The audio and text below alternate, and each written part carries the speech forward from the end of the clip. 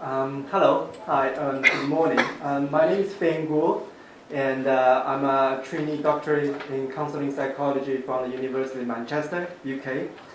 I'm here today to talk to you about adapting CBT to particularly to Chinese culture and talking about the promises as well as the challenges that it presents. The structure of the presentation today, first I'm going to talk about just having a brief introduction on the background of the subject. And we're going to look at the promises of CBT with respect to cultural adaptation, as well as the challenges that we face. And also, we're going to talk about moving forward, how do we go from here, knowing what we know at the moment. And also, in the end, I'm going to have a brief chat about what my research is going to be in that area. So first of all, why is this topic quite interesting and important for me? It is first and foremost, it's a topic. It has a very significant personal importance for me because I was born in China. I've grown up in Canada, and I did most of my psychology study in Canada as well. And I'm now in the UK and doing my doctorate. And I also practice as a psychotherapist. So I work with a lot of Chinese clients. So during my own practice, I realized there is actually a gap between the needs of Chinese clients and the ability that we're able to meet that needs based on the current the approaches that we're using. And also, as a population, Chinese consists of almost 1/3 of the world's population. So it is increasing. It's economical as well as the political influence to the world is increasing. However, a lot of value and the norms that we based on as psychotherapy and psychology is based on very Western, Euro-American cultural norms or cultural principles. And therefore, sometimes it does not really meet the same kind of principle of Chinese client that they hold. And also, there's a hesitation for Chinese clients within China as well as abroad to seek professional mental health support. And also, there is very underdeveloped psychological support and mental health support within China. So therefore, I found it's very important for me, as a Chinese myself, to take part and participate in the development of that area. So why do I choose CBT? As a model, it has received a lot of research attention. And it's being proven that empirically it has very good effect on a lot of psychological issues like depression, anxiety, etc. And it has very kind of relatively solid theoretical base within China because it has been introduced to China quite early on during the dawn of Chinese psychology. But also, a lot of Chinese psychological programs are developed in what they call normal universities in China, which is a university specifically to train teachers. So there's a tradition of behavioral modification as well as cognitive theory. And also, there's a lot of research has shown that CBT has the potential to be adapted into different culture and being delivered quite effectively as well. So just very brief introduction what CBT is. It is as a model emphasized on the link between thoughts, behaviors, as well as emotional expressions. So that including your feelings as well as some bodily sensations. So headache, muscle stress, heartbeat, things like that. And as well their contribution to psychological well-being. And as a model, it focused a lot on establishing a balanced cognitive as well as behavioral pattern within the clients. And the task is it's very text-focused. So, and it's tend to be quite directive. And utilize psychoeducation as well as homework as a big part of its intervention. So what are the promises that CBT holds in terms of adapting to Chinese culture? First of all, as I said, it's very directive. Although within CBT, there is a strong belief to have a collaborative relationship between the therapist as well as the clients. So to foster that therapeutic relationship. But however, compared with a lot of other models such as humanistic models, the therapist does tend to inject themselves into the therapy quite more than a lot of person-centered therapy. So CBT therapists tend to be provide more guidance, advices, as well as give a lot of homework, things like that. On the Chinese side, Chinese culture has a very emphasize a very structured hierarchy relationship. So, which means there is a distinct rule and between the superior as well as subordinate. So there is a culture of that where they respect expert opinions. So that being translated into therapeutic relationship, that the clients tend to look to the therapist looking for answers. So, and the research has shown that having that kind of direct relationship fosters a trust as well as a relationship for Chinese clients. So they tend to trust the therapist more. And in one research, the researchers they divide their participants into two therapeutic models, which one is very directive, one is non-directive. What they found is the participants within the directive group tend to perceive their therapist to be more empathetic, culturally responsive, and they perceive their therapy to be more have a better therapeutic alliance as well as session depth. So that's actually quite interesting. That because recently there's a lot of argument about instead of being directive, we should actually focus on more on the relationship, providing positive regard, non-conditional positive regard. Sorry, a bit nervous here. And also, CBT tend to be quite task focused. So what we do is identify specific tasks and working towards the resolution of that task. We will identify a thought pattern which is maladaptive, and using different intervention to actually try to establish more adaptive thought pattern for the person. Using that kind of model, it's switching the emphasis from thinking to doing. And traditionally, there is a hesitation for Chinese to express their, our emotional feelings, because there is this encouragement to be more emotional in Chinese. So, by shifting from thinking to doing, we're reducing the anxiety associated with that emotional exploration. The psychoeducation and homework part tend to be quite preferred by Chinese as well, because Chinese culture places very high value on the education and the academic achievement. There's popular Chinese proverb which translated book holds a house with gold, book holds a face of smooth as jade. What it means is, in China, there's a belief that during study, you can achieve financial gain, you can achieve social status, as well as intimate relationship. So basically, money, fame, and the babes.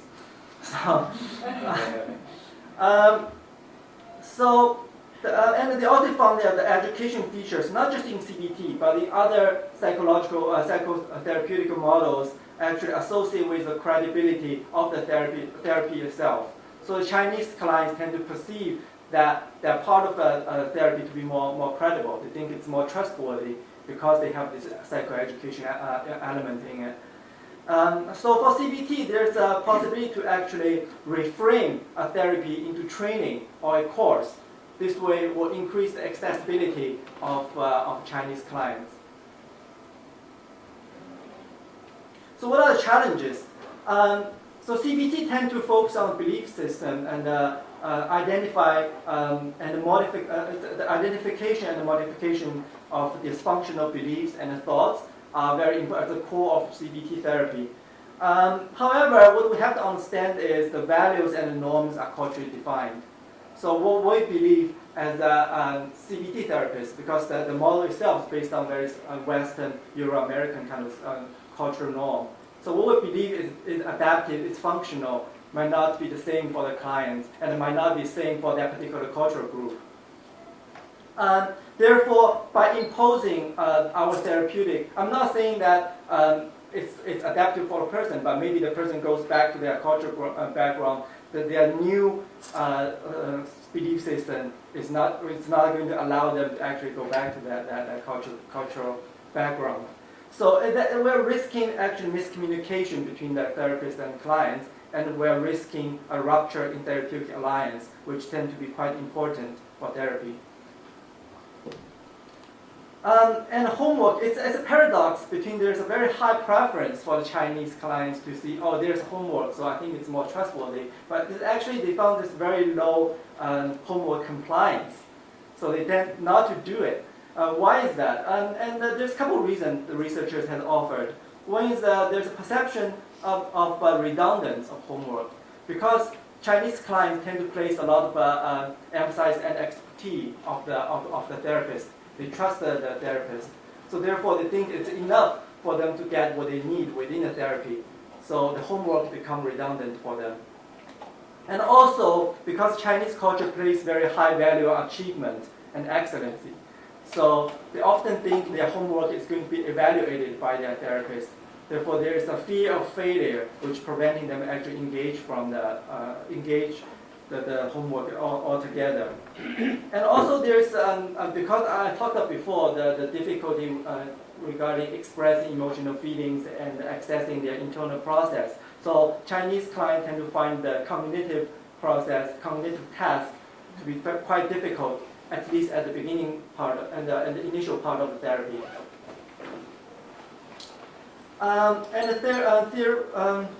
Therapeutic language. It's a difficult that faced not just by CBT therapy, but as well as other therapeutic models. Because a lot of languages developed, uses therapy developed in the European language, for instance, English. But a lot of meanings are not translatable, so they cannot be translated directly into different language. For instance, in the research, they found the English word depression. In Chinese, it's 忧郁 or 抑郁, which better translated into stagnation, which is a sense of stuckness, which only consists of part of a depression. So that's just an example. So what that does is, again, the risk communication, miscommunication, and the risk a rupture in therapeutic alliance, because the therapist or the clients might not be understood by the therapist. So how do we move forward from here? I'm sorry, I'm showing my nerdiness here. That's a Stargate. So knowing what we know already, but my understanding is the fundamental principle, the exploration, the link between thoughts, feeling, and behavior, it actually adherent to Chinese culture assumptions. So I don't think there's much different here. But what poses problem is the practical features of CBT, such as use the language and the belief system and exploring cognitive patterns early on. So those features need to undergo a significant cultural adaptation. So, and there's a couple of advices, and one is actually instead of focusing on individual will to develop, individual development, it's suggested to actually focus more on utilizing community resource as well as family responsibility within the therapy, because Chinese culture tends to be quite community-oriented instead of individualistic. And it's advised to start your behavioral tasks, such as behavioral activation, early on in the therapy, and use the education to actually teach the clients to engage their internal process. So then you can start your cognitive task later, on the later stage of your sessions. And you need to be very aware of culturally rooted belief. So you need to constantly evaluate whether what you believe is adaptive is still the same for the client, and having engaged that discussion with the client instead of making assumptions based on our own understanding. When you're presenting homework, it's actually advised to present instead as a task or assignment, present it as an experiment which you can use to try out the skills and the knowledge that you learned within the session. And also it's advised to present it as a way to make your therapy more efficient. So instead of doing all the work within that 1 hour per week, you're doing some work in between. So within the session, we're doing more, being more efficient. And also recently, there's a lot of discussion regarding combining CBT and mindfulness, which is a very Eastern-based philosophical as well as therapeutic model, based a lot of Buddhism philosophy and Buddhism principle. There are a combination of those two together, like the ACT as well as I'm drawing blank. There's a lot of mindfulness-based CBT therapy now. So in terms of my own interest, my essential goal is actually develop a model that is appropriate for Chinese culture. And at the moment, I'm trying to identify what is working and what is not working for the clients. So I'm engaging a qualitative research on the investigation of Chinese counseling experience and the link to cultural identity. From here, I would like to actually generate some themes which I can use and for therapeutic adaptation. So what works, what does not work. So the ones that does not work, we need to improve it. The ones that does work, we can keep it. And in the end, I would like to do some outcome measure regarding that adaptive therapy. So thank you very much. I know it's quite brief, so if you have any questions, you can either ask me now or you can email me, and I'm more than happy to have a chat. Yes. I have a couple. You mentioned the problem in definition translated between one culture or another. Specifically, you mentioned stagnation versus depression. English versus Chinese. When you speak of stagnation, are you speaking of the same family of symptoms that we think of in depression? Same family of symptoms. Symptoms. Sadness, mood that is helpless, feeling no purpose in life. Are those same characteristics associated with stagnation? I think there are very similar elements in there. The expression of the depression, there are similar elements, but the understanding of where it comes from could be a little bit different. However, that is just one example that I picked out from the literature that suggests that there is a linguistic difference understanding of the meaning of the psychology. So for me, that issue presents more difficult within assessment rather than therapy itself. Because within therapy, I have the opportunity to actually engage the client, understanding how the client feels. But within assessment, there's a lot of time that we don't have that luxury for 6 sessions, 10 sessions, or even longer to do that. So there will be a significant amount of judgment based on the language, based on the narrative of the client. Okay. One more question. Yes. Okay. The last item on the last slide had to do with measurement of effectiveness. That wasn't your word, but which one? The last. Are you using any objective measure of outcome? At the moment, I'm only engaged on the first stage. Are you talking about the research part? Yes. Okay. At the moment, I'm not using outcome measures because what I'm doing is I'm using semi-structured interviews. So it's a qualitative research where I'm having an interview with the client. From the interview transcript, I'm using thematic analysis to generate themes. So I want to understand their experience for my first step. Because there are measures you can use to actually to test out the cultural values. But because the culture is, I found that culture is such thing that is changing all the time. And it's not something I would like to generalize. So I want to know that individual experience, and from there I have a more subjective understanding of what they're experiencing. Yep. But in the end, I do want to have outcome measures using core or anything like that. Yeah, I loved your paper. I have a different question. Depression, does it manifest in China more with somatic or psychosomatic concerns as opposed to thoughts and feelings? Yeah, a lot of those psychological issues have a somatic manifestation. Not just in China, but in Eastern.